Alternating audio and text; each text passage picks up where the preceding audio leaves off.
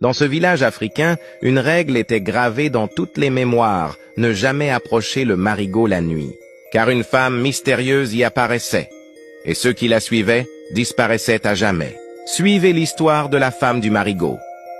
Partie 1. Le village, entouré de forêts épaisses et de collines verdoyantes, vivait au rythme du marigot. C'était là que l'on puisait l'eau chaque matin, que les enfants jouaient au coucher du soleil et que les pêcheurs rapportaient les prises du jour. Le marigot était une bénédiction, mais aussi un lieu sacré. Les anciens répétèrent sans cesse « Quand la nuit tombe, le marigot ne nous appartient plus. Il devient le royaume des esprits. » Pendant longtemps, personne n'osa braver cet interdit. Jusqu'à ce qu'une nuit, des pêcheurs retardataires voient l'impensable. Sous la pleine lune, au bord de l'eau, se tenait une femme. Sa beauté n'avait rien d'humain. Sa peau brillait comme de l'or liquide, ses longs cheveux noirs descendaient en cascade jusqu'à ses hanches, et ses yeux luisaient comme 2 étoiles. Elle chantait, et sa voix ensorcelante résonnait sur l'eau comme une mélodie venue d'un autre monde. Les pêcheurs restèrent figés, fascinés, mais l'un d'eux, incapable de résister, s'avança vers elle. Il ne revint jamais. Le lendemain, on retrouva sa pirogue flottant au milieu du marigot, vide comme abandonnée. À partir de ce jour, les disparitions se multiplièrent. Chaque fois qu'un homme croisait la femme du marigot, il disparaissait sans laisser de traces. Alors, la peur envahit le village.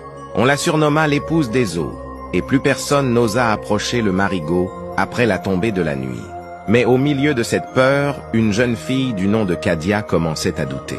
Depuis son enfance, elle faisait des rêves troublants. Elle voyait le marigot la nuit, et au bord de l'eau, cette même femme l'appelait doucement, comme une mère appelle son enfant. Les anciens lui disaient d'oublier ses rêves, mais Kadia sentait au plus profond d'elle qu'il y avait un lien entre cette mystérieuse femme et sa propre histoire.